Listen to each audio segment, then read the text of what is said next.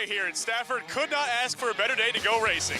The season is starting to wind down for all 5 of our weekly divisions just as championship pressure starts to pick up. But before we take to the track, let's talk to some of the drivers who are hot off of last week's events. SK Light winner Meg Fuller. Meg, you guys have had speed for the whole last 2 years. You've gone winless. What does it mean for the morale of this team to finally rip the Band-Aid off and get that win last week? We've been pretty eager to get back here. We've talked about how much we miss being in victory lane, and we almost always have the speed to be there, but we just sometimes, most times, get pretty unlucky. Now, on the car side of things, what have you done on this car over the year to get it up to speed so far, and what more are you looking to get done to keep the speed up? You know, Keith Rocco and the whole KR crew, they set up the car and they work really hard. My dad and my crew, my brother and Chris, they work hard every week at the track with it. So I think we just got to keep staying consistent, and I think we'll keep having the good finishes we've been having this year. Now, there are a lot of other KR cars in the series with you guys. What does it mean to run alongside those guys, and what's your relationship look like with them during the week? I mean, I don't really talk to any of them during the week, but definitely on a Friday, we're all pretty buddy, but there's no friends on the racetrack, so but it's nice to have other people that I race against in our stall. So Good luck out there, Meg. Thank you. Megan Fuller looking to go back-to-back in the SK Lights. Next up on our trip around the pits, I'm here with Andrew Moeller, driver of the 85 SK and reigning champion. Andrew, you guys have found something these last few weeks. Walk me through the journey throughout this season and what was not a great start to all the way up to now. Yeah, it's been a rough start for sure. You know, just whether it was, losing some crew guys or just trying to pick the pieces back up, switching race shops. But yeah, I definitely think we've started to figure things out a little bit. My guys, my crew chief Tom, Joe, my dad, Nick, working on this thing, pretty much almost every single day in the race shop just to try and get it here on Fridays to go fast. So just thankful for them. Without them, we wouldn't be here. And obviously, for Tick, Mike, Tyler, Ginny, and everybody a part of Petty Cash Motorsports, that shows up here each and every week, whether we finish 16th or whether we finish 3rd. It's one big family over here, and happy to still be here and getting more competitive as the year goes on. 112 laps in the 5K. Now hardly a third the distance here today. You guys do any big swings in this car? Or you kind of just drag and drop in the exact same piece for this week? Yeah, it's definitely a little bit different. Obviously, the 112 lap race, your car's got to last 112 laps, so you got to take into account the tire, tires burning off, the fuel burning off. So that's something you got to take into account when setting up the race car at the race shop. But only 40 laps tonight, so smaller fuel cell, less fuel to have to be put into the car, and hopefully the car is good for all 40. So we'll see what happens. Good luck out there, Andrew. Thank you. Andrew Moeller, the reigning champ, looking to find that first 2025 win. I'm here with Jeremy Lavoie, running perhaps the quietest 4th place in the limited late model point standings we've seen in a while. Jeremy, it feels like, you've had consistent speed every week, but you're always just outside the conversation. What more do you guys need on this car to get right up there towards the front? I think we need to start or restart on the inside lane. That usually kills me halfway through the race, but we found some more speed in this car, and we think we have a little bit more to gain, and a bottom shot would definitely be nice on a start or a restart. But yeah, I mean, this division's tough. We've had, I believe, 8 different winners in the last 8 races. So I'm gonna try my hardest to go get a win. But it's you got to be 100% in this division this year, and you kind of have to have all the stars aligned. As you just kind of alluded to, this division, you can really only sum it up as chaotic. Can you describe what it's like racing out there towards 25 cars at this point, as opposed to the much smaller fields of really not that long ago? Yeah, division's definitely picked up in car count, which is a good thing. I mean, I remember racing the division years ago, and it was like 8 cars. So, we were questioned if we were going to even be racing the year after with such a little car count. But it's good to see the division has grown to where it is now, and it's super competitive. But yeah, I mean, I think we got a good piece tonight, and we're going to go out there and try to go for the win. Good luck out there, Jeremy. Thank you. Jeremy Lavoie looking to finally rip off that elusive 2025 win. Here with the driver of the 55 Street Stock, Brandon Warren. Brandon, had a similar start to the year that you did last year, getting that first win right around the midway point. Walk me through your season thus far, in and off the racetrack. Yeah, car's been fast this year. We had a couple bad finishes. We usually pick it up towards the middle of the season when I start figuring out the car, and then usually in the colder temperatures towards the end of the year we get really fast. So hopefully that's an indication of what's going to happen this year, and we'll keep chugging forward. What's it like racing out there? A lot of guys have described the division sort of full contact, very aggressive out there. How easy is it to keep your head on straight when you're racing amongst almost 30 street stocks nowadays? Yeah, we get a lot of cars, which is good. I think people just need to show a little bit more respect for each other and try to keep the cars in one piece and not beat and bang on each other. And if you have a 10th place car that night, you finish 10th. If you have a winning car, you win. It's just got to show some respect, I think. Now, if you had to rate your season 1 through 10 so far, how it's gone, give me a number and then tell me what do you think's gone well and what do you guys still need to work on as we enter the final few races here? Kind of disappointed on how the season's been going so far. I thought we could have won a couple more races, and I made some mistakes and lost the lead. But overall, I'm happy we won a race. That's our main goal, is to win. And yeah, that's about it. Good luck out there going back-to-back, Brandon. All right, thank you. It's time to go feature racing. All 5 of our weekly divisions are on tap, and Ben Dodge and Bonza Tufa are on the call for it all. Well, we are ready for another Friday night of competition. If you were with us last week, you remember I said it was a Top 10 Friday. Well, we back it up with another Top 10 Friday. And, of course, the paddock area has all the tough competition that Stafford Speedway is known for. What we've seen in practice today, some of the side stories. And, Bonza, you had a chance to talk and look at what's going on behind the scenes like I did. Couple of surprises. It was early in the practice. Corey DiMatteo was the fastest car in the house in the SK Modifieds.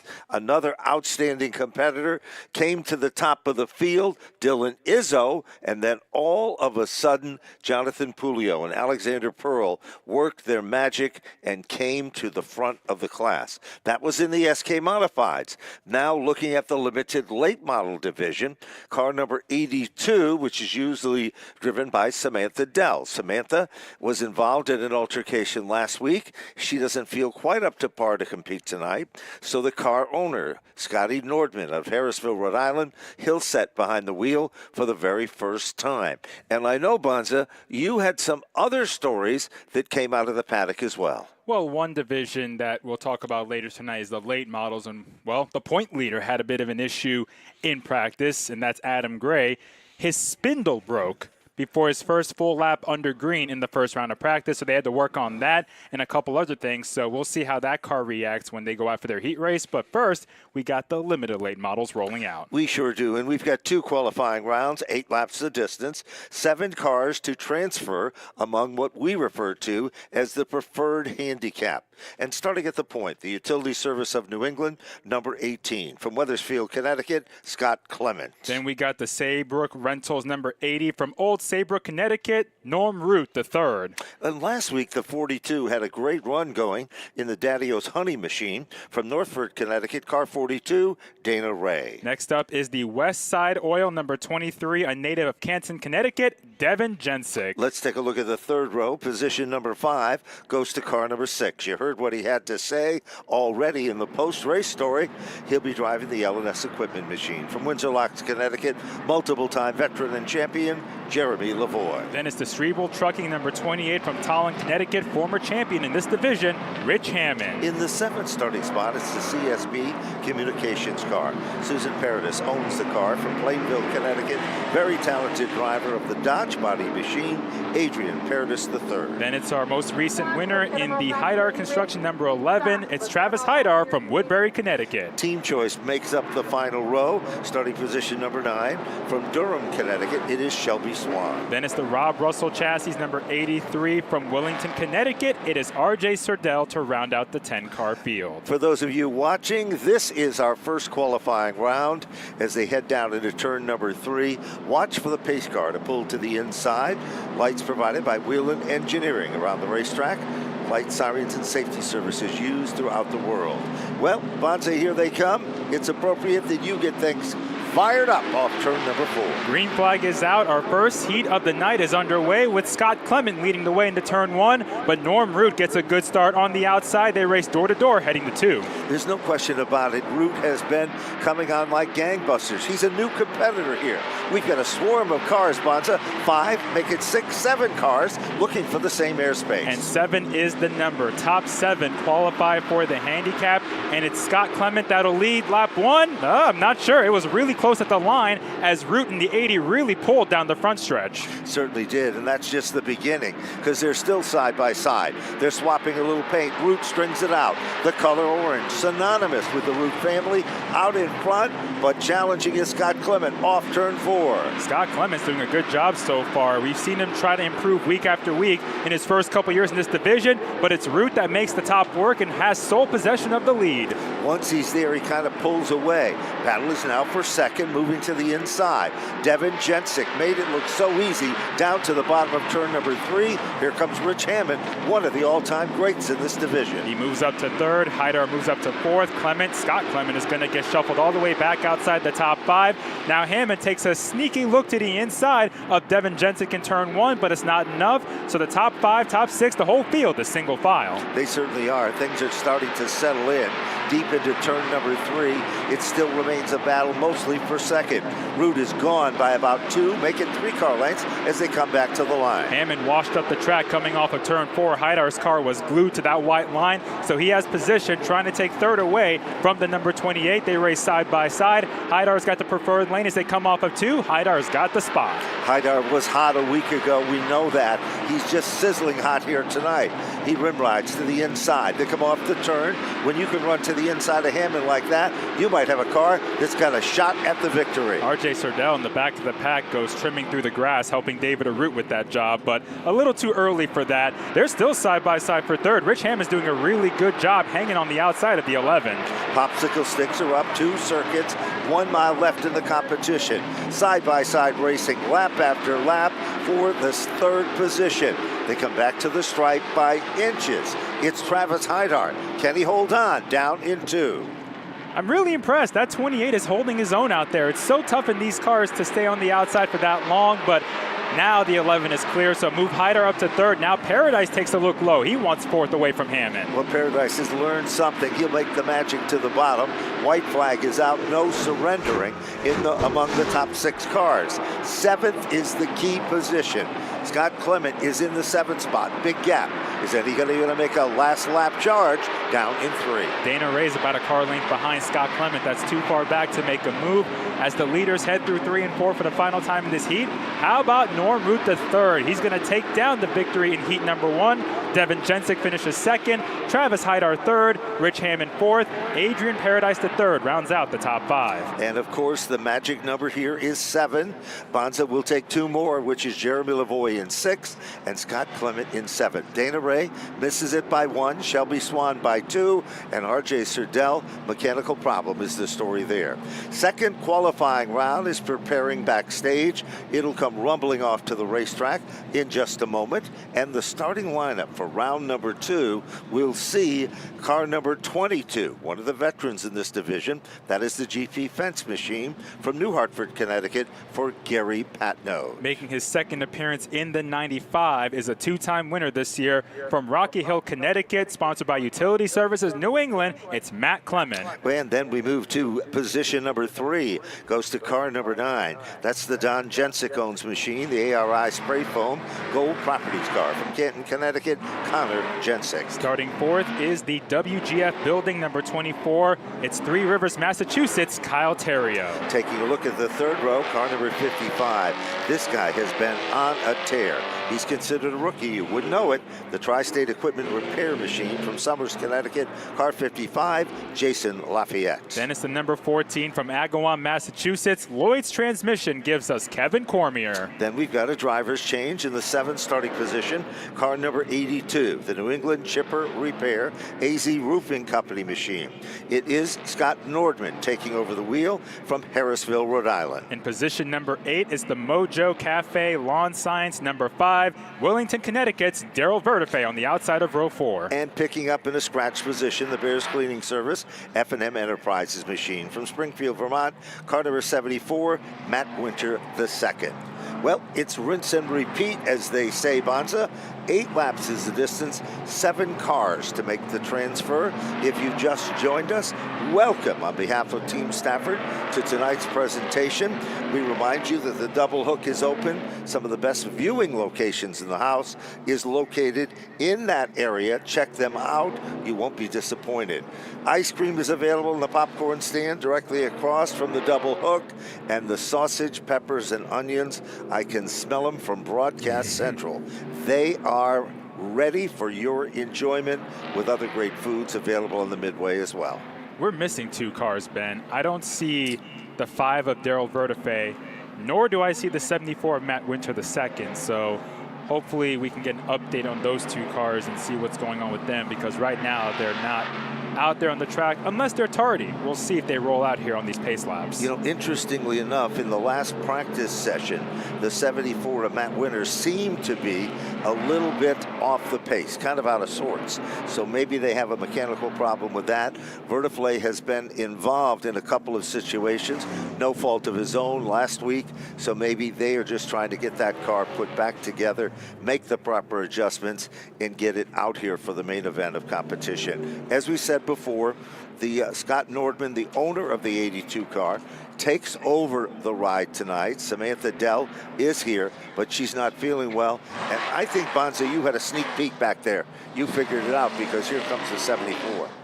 It's like I know what I'm talking about sometimes, Ben. No, yeah, Winter got a push out, so he needed some help getting the car fired up. Still not quite sure what's going on with the 5, but what I do know is we had Dave Burrball in the pits. Well, guys, the 5 is still sitting in its trailer, ready to go out. They have not even made a move. I haven't seen Daryl in the car yet to go out for this heat race. So I wonder if something's wrong with that car.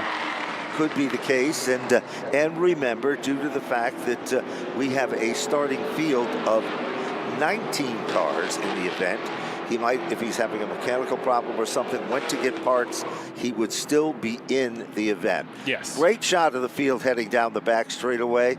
And Gary Patnode has had a great season. He's had success and a victory. Matt Clement, he is always sharp. They call him Hollywood, of course. And the reason for it, he is a showman. So let's get some showman stuff started in row number 1 as they look for the green. It is out, and Gary Patnode gets a good jump to start off the second limited late model heat. He will lead the field through 1 and 2, and he's got the lead by a car length over Matt Clement. It seems like he's already out in front and starting to pull away. Meanwhile, a side-by-side race back for the 4th and the 5th position. That is between the 24 of Theriault. On the outside, in the 55 of Jason Lafayette, then there's 2x2 behind them as well. Connor Jensic got loose off of 4, and Jason Lafayette was sliding up the track, and they converged. Thankfully, no harm, no foul. Jensic is stuck on the outside. Connor Jensic, that is. He's got Kevin Cormier to his inside. There's no question about it. Cormier, he's had some brilliant runs in this division. He works his magic, bottom shot, up to the 4th position. 5th will stand now as car number 9. 6th position is Kyle Theriault, and Scott Nordman moves in to the 7th spot, and that's, of course, where you want to be. Top 4, all winners this year in the limited late model, and don't forget Kyle Theriault in the 6th spot. Connor Jensic in between 5th. Hasn't won yet this year, but he did score a victory last year. Ben, that just shows how tough this division is, how tight this division is. Certainly is, and Gary Patnode just clicked off the quickest time of the last circuit. Previous to that, Matt Clement was just as quick. Top 2 cars are equally matched under timing and scoring. This time they come to the stripe off turn number 4, and it is DJ Helberg at the top of the stand. Here they come. No changes this time. Patnode has the lead, looking for a little better luck over the last few weeks, trying to avoid trouble during a 20-lap feature, and a couple weeks ago case 30 laps. But Matt Clement in the 95, it's the second time we've seen him in that car. The 59 was tore up a few weeks ago. Matt is still getting a grasp on this car. It's different from his 59, so he's still learning about it. That's the car we've seen Jay Clement drive over the last few years. Matt's still getting his feet, getting his feet warm in that car. It's going to take a bit, but right now he doesn't look too bad. He looks really good, to be honest with you. Hats off to Jason Lafayette. In the last circuit, he clicked off the quickest lap. Jason Lafayette, a graduate from our street stock.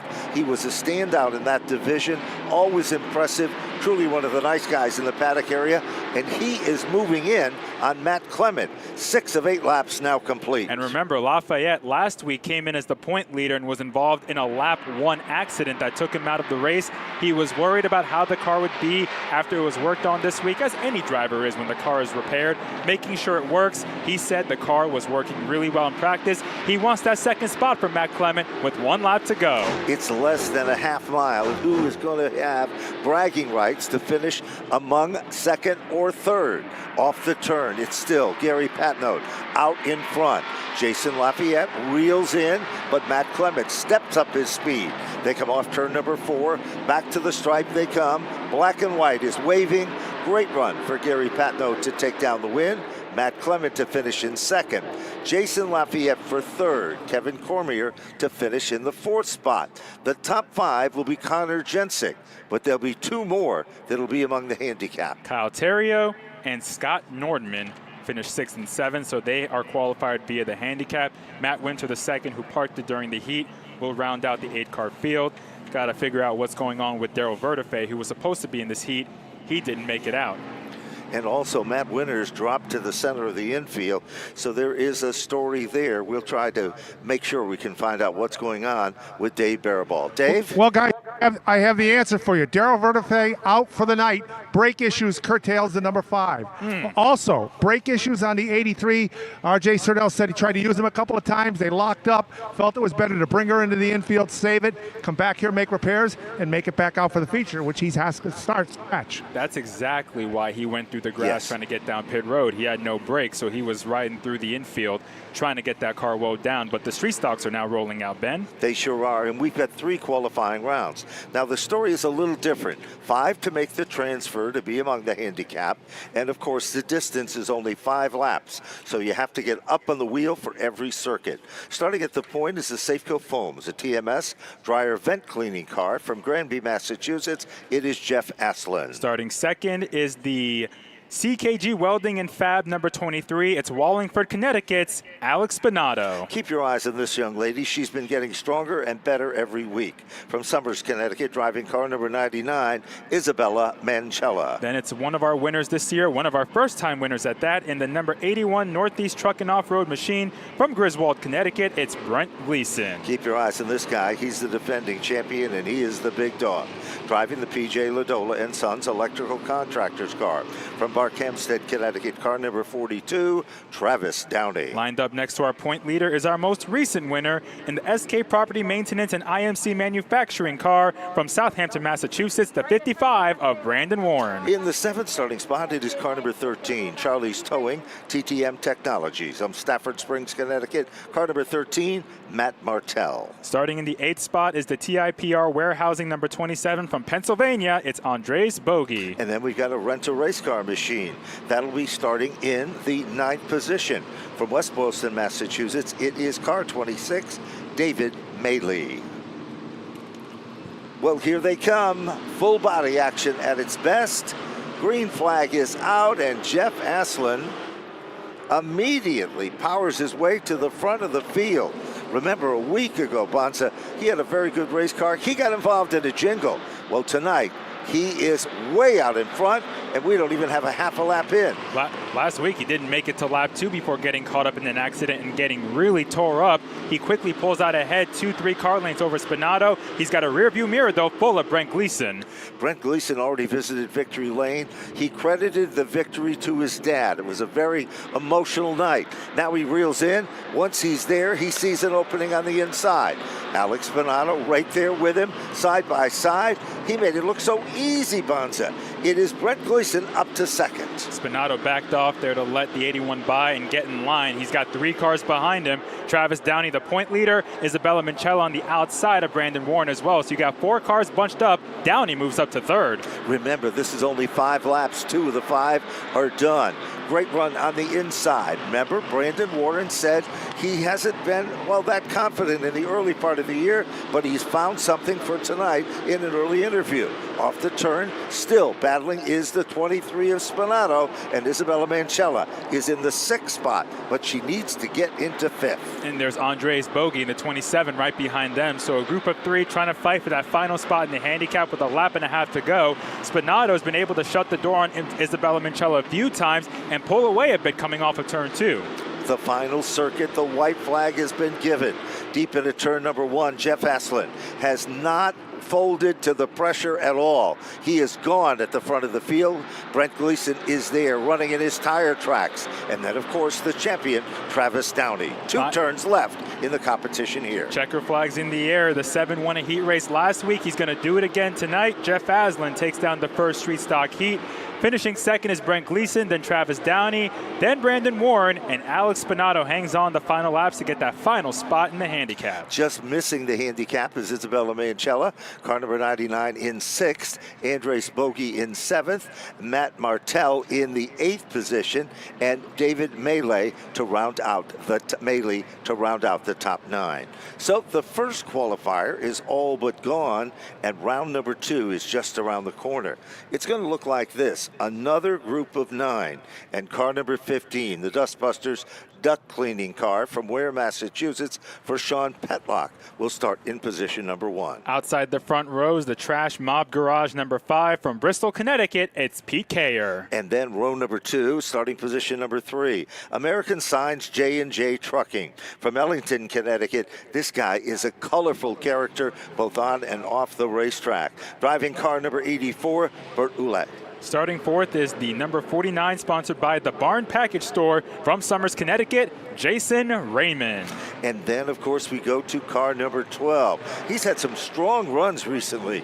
The Evans Carpentry Services car from Uncasville, Connecticut. Car 12, P.J. Evans. Then it's one of our hottest drivers in this division. Starting in 6th, in the number 67, AJ's Cafe, Twisted Tea, and Uncle Michael gives us Uncasville, Connecticut's Aaron Plemons. 4th row, starting position number 7, car number 18, the First Responders Rising car from Jefferson, Massachusetts. It is Bob Connor. Then it's the bright orange Truck Country number 37, starting in the 8th spot from Columbia, Connecticut, David Mesha Sr. And starting scratch will be another rent-a-race car machine. It will be car number 66. That is Roger Mayhew from Goshen, Connecticut. So that is our starting lineup for round number 2. If you're just tuning in, 5 laps is the distance. We qualified the limited late models. We are in the second of 3 qualifying events. And of course, the voices you're listening to tonight are the legendary Bonza Tufa. And unfortunately, he couldn't be with us tonight. He is on assignment for the Motor Racing Network, and that is our buddy Kyle Rickey. He is critiquing us from a land far, far away, but we look forward to having him back as soon as possible. Ben, you can't toss the word legendary so loosely like that. Come on. Well, you know, you never know. I just, I know talent when I see it. That's all I'm going to say. You know, Woody Pitcat's checking in. He's at Lake Winnipesaukee on the boat tonight.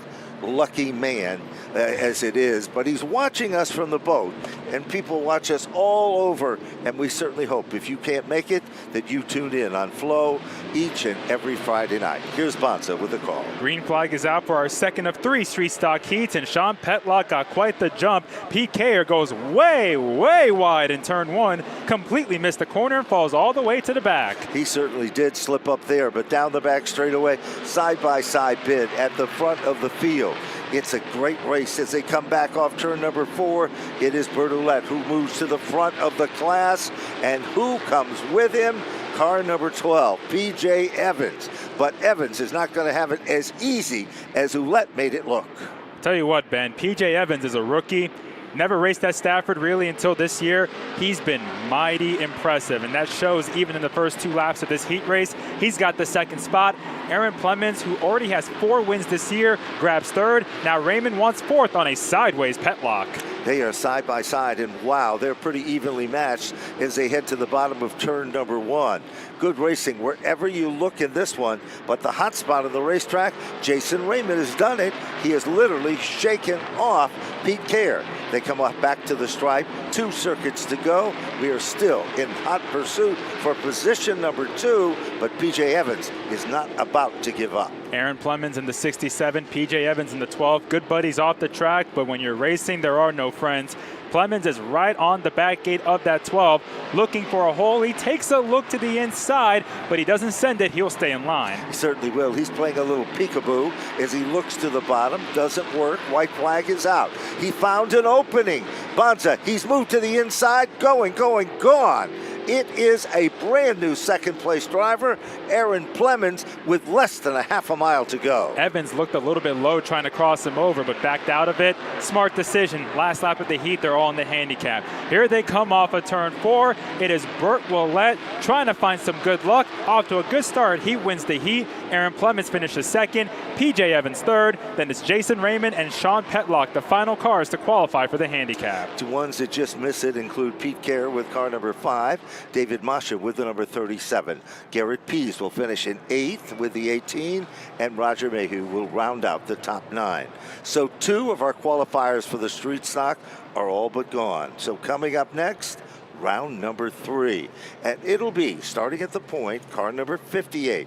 The Tea Kettle Restaurants of Old Saybrook car from Madison, Connecticut. Car 58 for David Chiasco. Outside of row 1 is the Rico's Pizza 71, driven by Stamford, Connecticut's Marvin Minkler. Row number 2 to the inside. This guy's been racy at times this season. Hasn't had a lot of luck.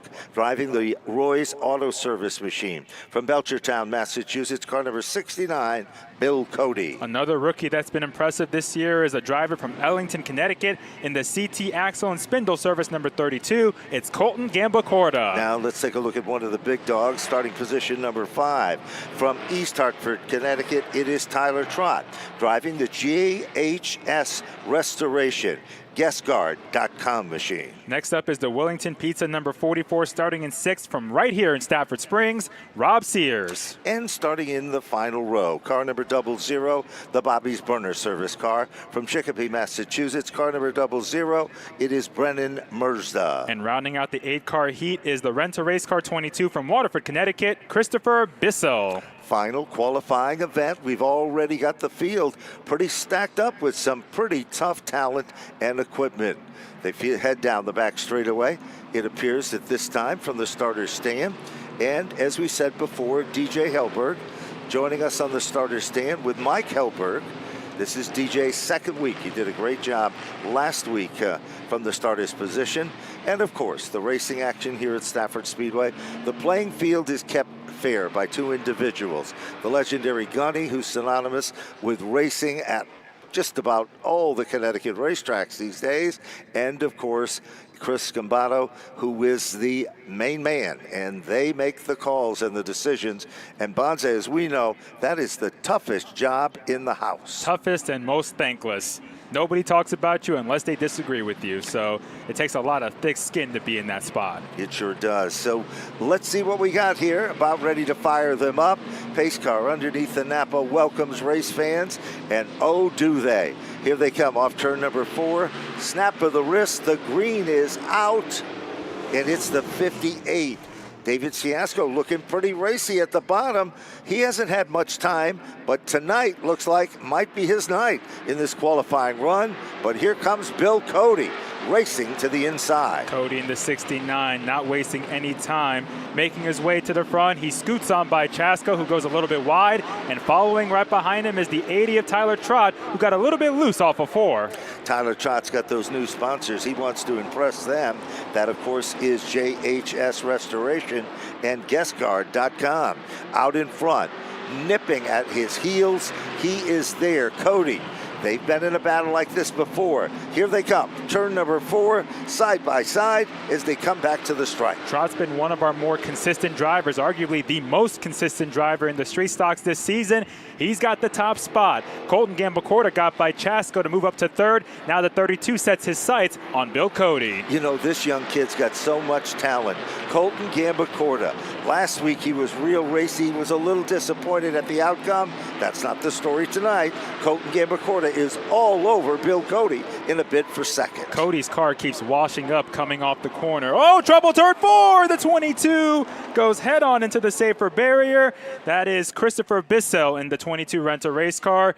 He got it locked up good, but not good enough. He got the front end pretty good with that safer barrier. He did. It kind of snapped around on him, unfortunately, and you're looking at the back end of that machine. Kind of interesting. You know, people at home and people in the grandstand might hear us talk about rent-a-race car machines, and they say, what does that mean exactly? It means you literally can rent a car and come here and compete in this entry division. Yep. And we see so many individuals that come here and take advantage of that situation, and it's courtesy of that organization and group. Let's take a look at it, see if we can figure it out, Bonza. He's in the back of the field. That white car just entering turns 3 and 4. I think he's just going to get loose and then hang a right, trying to save it. That's why they say if you're new to racing, when it's sideways, just hang a left and floor it in the grass. That is so true, and unfortunately, the situation there, wrong way, and there is the Monaco Safety Services crew. You know, if you're in the market for a new or used vehicle, there's 2 locations, Bonza. We've been to both of them. One in Glastonbury, Connecticut. And one in Niantic. Yes, and over 100 years of quality service by the Monaco family. Chrissy, Mike, Dave, everybody at that location, they'll go out of their way. You tell them that Bonza and Ben sent you.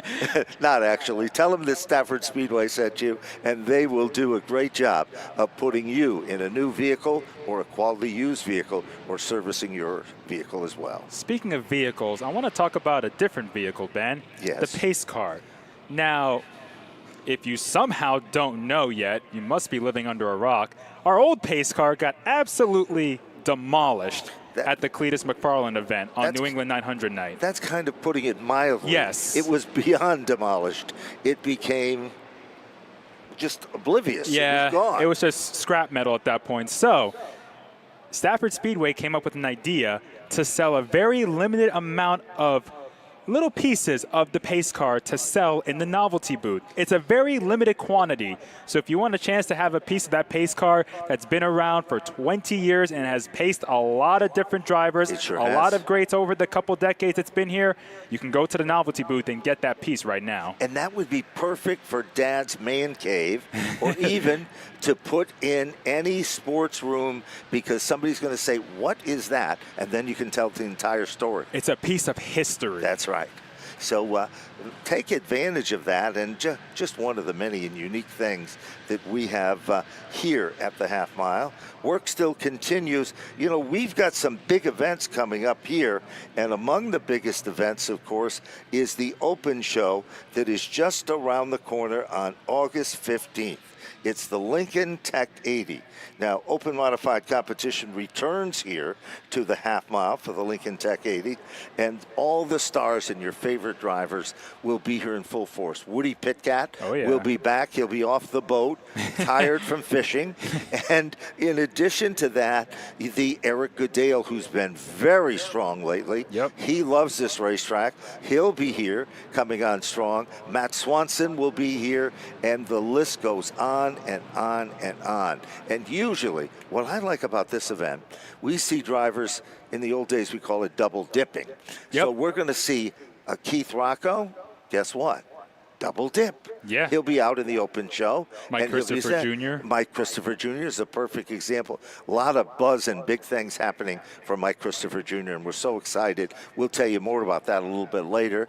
And then, of course, you know, Todd Owen has brought his open car. We've seen Brian Narducci run it, and then we've seen Todd run it. So, and then we've even seen the Flannery team come forward and have a shot with it. So there's a lot of different exciting things. Get those tickets now. And, you know, for people that are watching at home, it is fantastic to watch in your living room on Flo. But, Bonza, you will agree with me. There's something about the smells, the noise, the enthusiasm, the fans that get into it to come and see it live. It's a whole different experience. The broadcast is great, but there's nothing like being at the track in person where you can see everything and you can feel the atmosphere. You can't feel it watching it on the TV or on your phone or your tablet, wherever. There's so many ways to watch, but when you're at the track, you really have all the senses, and it's a different feeling that you cannot compare to. You are spot on when you say that. And of course, there's another factor involved with it as well, is that bring a friend. This is still one of the best priced entertainment that there is. Speaking of best price entertainment, these guys are looking to ring up a top 5 because they want to be starting up front. We got 2 laps to go in this heat. The top 5 qualify for the handicap, as before mentioned. Tyler Trott with the lead. He started this heat race back in the 5th spot. His car looks good, but a lot of laps under yellow. We'll see if these cars change for the final few laps. Well, definitely this tightened everything back up. When it goes to the bottom of turn number 1, Tyler Trott is still in command. 2nd spot becomes the hot spot. Here comes the youngster, Colton Gambacorta. Big power, big move to the bottom, going, gone. And all of a sudden, here comes the 71 of Marvin Minkler. Minkler moves up to 3rd. Cody's car is just not rotating whatsoever. Once he got stuck in that 2nd groove, he couldn't get back down. Colton Gambacorta already reeling in Tyler Trott. He gets a great run off of 2. He loved how his car felt in practice, and he's showing it right now, but it's Trott leading the way with the one last turn to go. He come off the turn. There's single file. Will anybody step out of line? Checkered flag is out, and it is Tyler Trott to take down the win. Colton Gambacorta in for a convincing 2nd. Marvin Minkler, great run for 3rd. Bill Cody for 4th. And David Chiasco will round out the top 5. Then 3 more competitors just missed the handicap. Got the 00 of Brennan Mersda. You got the 44 of Rob Sears to round out the field, and the 22 of Christopher Bissell, who wrecked earlier in this heat. And they're going to try and bring that 22 back out. There's a lot of work they have to do because not only is there front end damage, I think they busted the radiator on that car too. I think you're right with that one, and that is not exactly what they wanted to do. You know, each and every Friday night here at Stafford, we are blessed with open-wheel excitement, and it begins in 2 classes. And the natural, well, we'll call it the pecking order. The SK Lights are coming to the front of their class and their division, and they are up next. 3 qualifying rounds for them. That is, of course, some of the best competition you will see here tonight. Car number 87 will be starting at the point. He's an all-time veteran, driving the Wicked Power Sports machine from East Hartford, Connecticut, Joey Farino. Next up is the Arcari Motor Sales 55. Starting in 2nd, it's Summers, Connecticut's Paul Arcari. Here's talent on the rise, the Willington Pizza.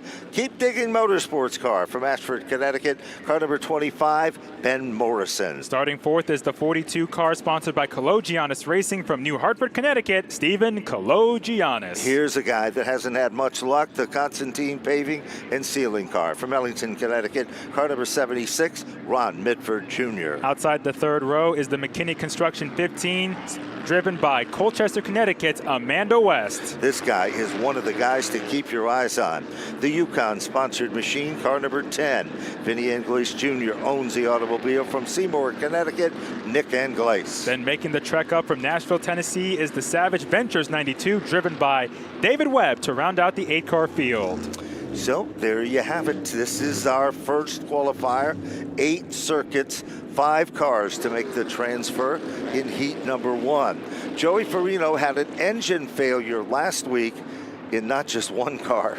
Both cars. Both cars. If you talk about bad luck, it was really the story for him. He's one of the hardest working guys in the paddock area. He just never gives up, and he helps a lot of people, by the way, as well. Paul Arcari has been getting better and stronger each and every time out.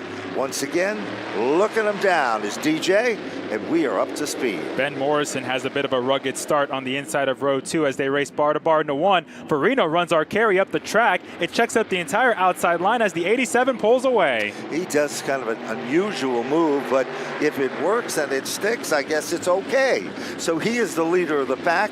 Paul Arcari is setting in 2nd, but working him over to the inside is the number 76 machine of Ron Mitford.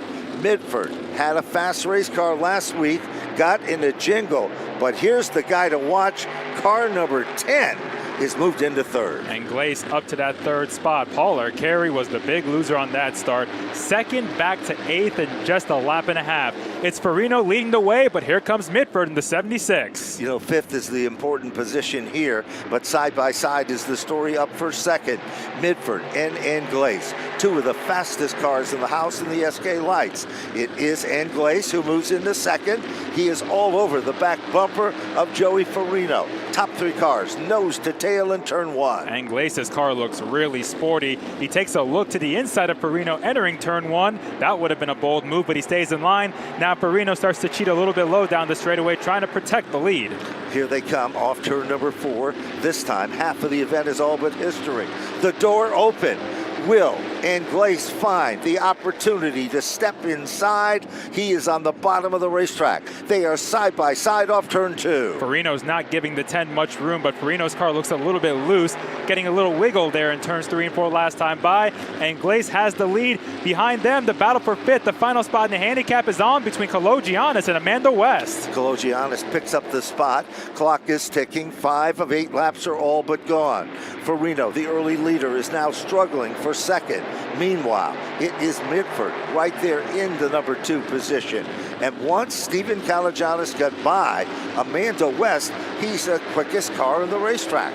2 laps to go. Yeah, Amanda West's car is not going at all. She has lost touch with the top 5, and she came into the night third in the points. Down the back straightaway, Mitford is starting to close in a bit on Glaze. The gap is just a car length. It certainly is, and we are about to run out of time as the white flag is given. Less than a half a mile, it's all but history. Meanwhile, they head down turn number 1. It is still Nick Glaze. Glaze has a quick race car. It's a rocket ship, but just as impressive as Ron Mitford. And Mitford's car was destroyed last week. Kalogiannis behind them tries to take fourth, kicks up some dirt, has to back out of it, as Nick Glaze will take the checkered flag and win the first SK Light modified heat, followed by Ron Mitford Jr., then Joey Farino, Ben Morrison, and Stephen Kalogiannis, as we have a little bit of ruffled feathers in the back of the pack between Amanda West and David Webb. Well, unfortunately, Amanda West has to settle for 6th, David Webb for 7th, and Paul Akari to round out the top 8. So round number 1, sneak peek of what's in store. Meanwhile, 2 more qualifying events, and here's what it's going to look like. Car number 57 will be starting at the point. That's Aaron Goff out of Stafford Springs, Connecticut, the A-plus fire protections car. Starting second is the number 88, sponsored by JG Poulin Racing from Coventry, Connecticut, Frank Latwell Jr. Last week, this car was really quick. It was nice to see that for this hard-working crew. The Scott's Enterprises car from Manchester, Connecticut, car number 64, Jason Finkbein. Alongside him in fourth is the SAB Tree Experts 51, driven by Norwich, Connecticut's Matt Brewer. Well, tonight it is her mother's birthday, as she will be starting in position number 5. She'll be driving the Sammy Anderson racing machine from Walcott, Connecticut, car 21, Sammy Anderson. In the 6th spot is our King of the Crate winner from Windsor, Connecticut. GRE 6 gives us the 50 of Peter Bennett. Now let's take a look at the final row. This guy, he is the hottest guy in SK Light Modified Racing, driving the Busy Bees Learning Center machine, the Walter Covey Jr. owned car from Chaplin, Connecticut, car number 16, Nicholas Hovey. Rounding out the 8-car field is the Bartkowski Racing 17, driven by Manchester, Connecticut's Glenn Bartkowski. So get ready, it's almost time to fire them back up. We also have an opportunity to mention that we have a birthday wish going out to Sterling Holtz. Happy birthday. And we've received information, car number 57. It is Austin Goff behind the wheel. Of course, they have switched drivers on a few occasions. Oh, yeah. And they had a tough time this past week with some problems with a brake line and a power steering line. So they're still trying to get the bugs out, but they've had some solid runs here at Stafford. I think they've gone from 07 to 37 to 57. Yeah, a lot of 7s, we know that. Well, here they come off of turn 4 to begin our second SK Light Modified heat. Keep an eye on Nick Hovey starting back in the 7th spot, coming into this season with 4 victories as everybody races into one cleanly with Goff in front. There's no question Goff's trying his best, and he does a good job. Gets a nice bite off the turn. all of a sudden, Jason Finkbein running on the inside lane. He makes the move, moves in, takes over second. Now it's side by side for third, and the 51 of Matt Brewer is right there. On the inside of Frank Latoile Jr., and he has that third spot as they come off of turn 2. Just clear. The 88 backs off and gets in line while they're side by side for 5th until Bennett drives it in so deep on the outside. He wants 4th. Well, here's some guys that have been there, tasted the sweets of victory. Bennett is one of them. Hovey is trying to pick the right lane to follow through. He is on the back bumper of feature event winner Bennett as they head down the back straightaway. Sammy Anderson says, I need to be in the top 5 as Frank Latoile is the target, like a swarm of bees rattled in the nest. But Bennett gets by Latoile on the outside. He moves up to the 4th spot, and Hovey follows through to move into 5th. Sammy Anderson now is going to take her turn on the outside as she tries to get by the 88. Good racing wherever you look in the mid-pack of this one. It'll be halfway when they come back to the stripe. Sammy Anderson trying to work over Latoile. Here comes Hovey down underneath Bennett. That's the battle for 4th. Behind them, Anderson went to the inside of Latoile. They made contact down the back straightaway, causing the 88 to fishtail a bit.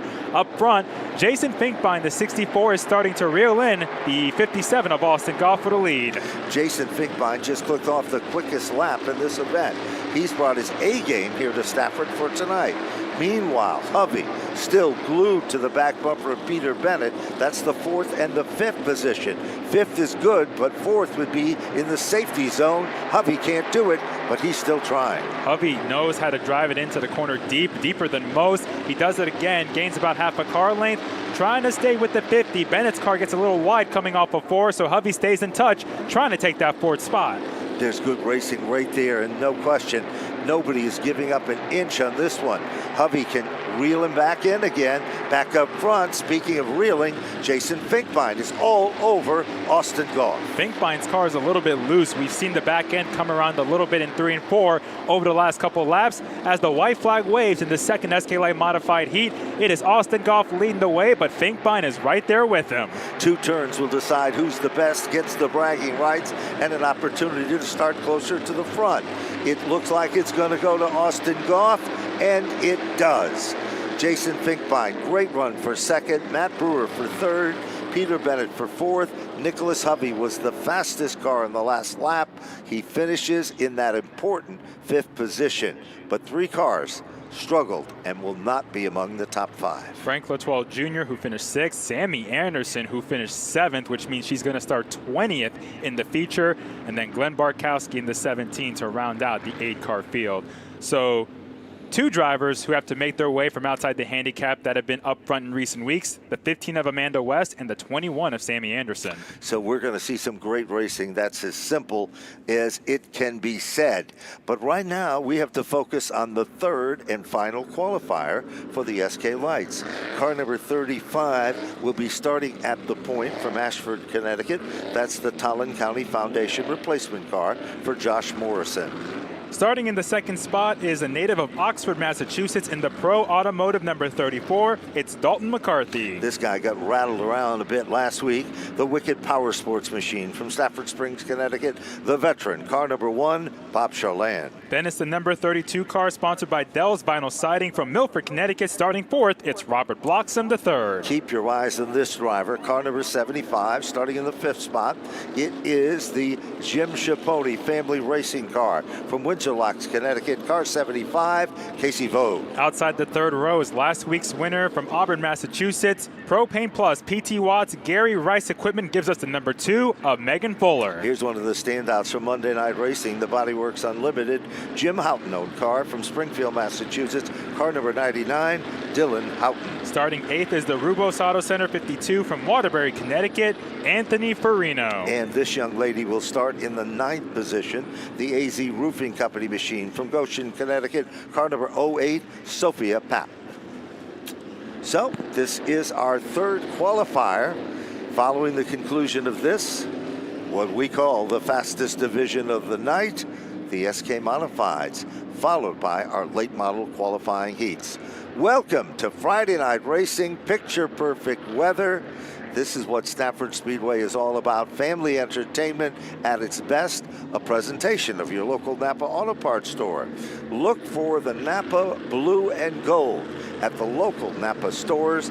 And Bonza, we know we're fortunate. We have a great relationship with the Towland store as well. We've had a relationship with those guys for over a decade at this point, and it continues on strong. Josh Morrison does not go. He couldn't get the car into gear, gets shuffled in the grass while they race side by side up front. It's Bloxham going for the lead. No surprises here. Bloxham has been a real contender lately. But you know, they say when you win, your confidence goes through the roof. It's not through the roof, it's behind the wheel of car number 2. Deuce is Wild, and that's Megan Fuller. She moves into second, showing it was no fluke that she won just 1 week ago. 6 to second in just a lap. Dalton McCarthy will settle back in the 3rd spot. Bob Charland 4th, and then Casey Boat 5th as everybody singles out. Top 5 qualify for the handicap as Fuller sets her sights on the 32. Certainly does, and all of a sudden Houghton has come to life. He's in the 6th spot. He is 1 spot out of that transfer for the handicap. Back up front, Dalton McCarthy. This kid's really been strong also.